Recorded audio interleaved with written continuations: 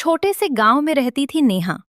नेहा की उम्र 32 साल थी और वह इतनी खूबसूरत थी कि गांव के लोग उसे देखकर मन ही मन पागल हो जाते। उसकी बड़ी बड़ी काजल लगी आंखें, गुलाबी हंठ, गोरा चेहरा, पतली कमर और भरे हुए कूल्हे जो साड़ी में लहराते तो लगता जैसे कोई अप्सरा चल रही हो। कभी कभी घर के काम में वह टाइट कुर्ती और लेगिंग पहन लेती तो उसके उभार और भी साफ दिखते। गांव के मर्द उसे देखकर सोचते, काश ऐसी बीवी या बहू मिले तो रात दिन स्वर्ग लगे। पर नेहा की शादी हो चुकी थी रोहन से। रोहन शहर में कपड़े की छोटी सी दुकान चलाता था और महीने में मुश्किल से एक दो बार घर आ पाता। नेहा का ससुर जगदीश था, रोहन का सौतेला बाप। जगदीश ने रोहन की मां से दूसरी शादी की थी जब रोहन सिर्फ 8 साल का था। अब जगदीश 55 पार कर चुका था, लेकिन खेतों की मेहनत से शरीर अभी भी पत्थर जैसा मजबूत था।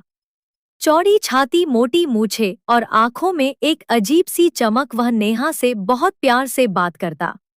पर उसकी हर बात में कुछ ऐसा होता जो नेहा को बेचैन कर देता। सुबह सुबह नेहा रसोई में आटा गूंथ रही थी। हल्की गुलाबी साड़ी कमर पर अच्छे से लिपटी हुई थी। पल्ला थोड़ा सरका हुआ, जिससे उसकी पतली कमर और नाभि दिख रही थी। जगदीश खेत से पसीना पोंछता हुआ आया। पानी का घड़ा कंधे पर दरवाजे पर रुककर बोला, अरे बहू, सुबह सुबह इतना काम, थक नहीं जाती तू? नेहा ने मुस्कुराते हुए सिर उठाया, नहीं बाबूजी, आदत जो है। आप बैठो, चाय बनाती हूँ। जगदीश की नजर नेहा के कसे हुए ब्लाउज और झुकते वक्त दिखते गहरे गले पर ठहर गई। वह मन ही मन बोला, कितना रसीला बदन है, छूने को जी चाहता है। फिर जोर से बोला, अरे मैं खुद बना लूंगा। तू इतनी नाजुक है, ज्यादा झुकना मत, कहीं कमर में दर्द ना हो जाए। नेहा को अच्छा लगा कि ससुर इतना ख्याल रखते हैं। चाय का प्याला देते वक्त जगदीश ने जानबूझकर नेहा की नरम उंगलियों को सहलाया। नेहा ने हाथ खींच लिया पर हंस दी। बाबूजी, आज खेत में क्या किया? बस फसल को पानी दिया। अकेले सब करना पड़ता है बहू, कोई साथ होता तो काम भी मजेदार लगता। उसकी आंखों में चमक थी। नेहा ने कहा, रोहन तो व्यस्त रहते हैं, मैं हूं ना, कोई काम हो तो बोल देना। जगदीश मुस्कुराया, हाँ बहू, तू है तो घर में रौनक है। तेरी वजह से सब हल्का लगता है। दिन चढ़ा। नेहा आंगन में झाड़ू लगा रही थी। उसकी छोटी खुली हुई थी, बाल चेहरे पर आ रहे थे। झुकते वक्त उसके कूल्हे साड़ी में और भी गोल गोल दिख रहे थे। जगदीश कोने में बैठा उसे ही देख रहा था। नेहा को लगा तो बोली, बाबूजी, कुछ चाहिए? जगदीश हंसा, नहीं बहू, बस तुझे देखकर तेरी सास की याद आ गई। पर तू तो उससे कहीं ज्यादा हसीन है। नेहा शर्मा गई, पर मन में खुशी भी हुई।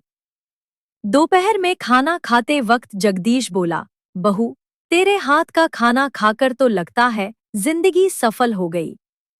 बस ऐसे ही साथ रहे और कुछ नहीं चाहिए। नेहा बोली, बाबूजी, आप भी ना। जगदीश ने आंख मिचकाते हुए कहा, दो ही तो जान है घर में, एक दूसरे को खुश रखना बनता है ना। शाम को नेहा बगीचे में पानी दे रही थी। जगदीश आया, हाथ में रोहन की बचपन की फोटो देख। बहू, मैंने इसे गोद में खिलाया है। सौतेला है पर दिल से अपना है। पर कभी कभी लगता है जैसे घर में कुछ कमी रह गई। कहते हुए उसने नेहा के कंधे पर हाथ रखा, धीरे धीरे सहलाने लगा। नेहा का बदन सहर गया, पर वह चुप रही। रात को नींद नहीं आ रही थी नेहा को। दरवाजे पर हल्की दस्तक हुई। जगदीश खड़ा था, हाथ में पुराना डिब्बा। बहू, सो नहीं रही? यह ले, पुरानी यादें हैं। देख ले, टाइम पास हो जाएगा। डिब्बा लेते वक्त फिर उंगलियां रगड़ी। नेहा ने डिब्बा खोला। पुरानी चूड़ियां, एक खत और जगदीश की जवानी की फोटो। खत में उसकी जिंदगी की तन्हाई लिखी थी और आखिरी लाइन थी, जब से तू आई है बहू लगता है मेरी तन्हाई मिट गई। अगले कई दिन ऐसे ही बीते। जगदीश हर मौके पर नेहा के करीब आता, कभी कमर पकड़कर गिरने से बचाता, कभी कंगन पहनाते वक्त हाथ सहलाता, कभी रात को चांदनी में साथ बैठकर दिल की बात करता। नेहा समझ रही थी कि बातें अब ससुर बहू वाली नहीं रह गई, पर वह कुछ बोल नहीं पाती थी। एक शाम जगदीश ने कहा, कल सुबह तुझे एक जगह ले जाऊंगा। गांव के बाहर पुराना मंदिर है, वहां ले जाकर कुछ बातें करनी है, दिल से दिल तक। नेहा ने हाँ कह दिया। मन में डर भी था और एक अजीब सी बेचैनी भी। और फिर वही हुआ। मंदिर से लौटते वक्त जगदीश ने नेहा का हाथ पकड़ा और धीरे से कहा, बहू, अब बस बहुत हो गया तड़पना। आज रात तू मेरे कमरे में आना, मैं तेरे बिना और नहीं रह सकता। जैसे ही नेहा उसके कमरे में दाखिल हुई, जगदीश ने दरवाजा बंद किया और कहानी यहीं खत्म।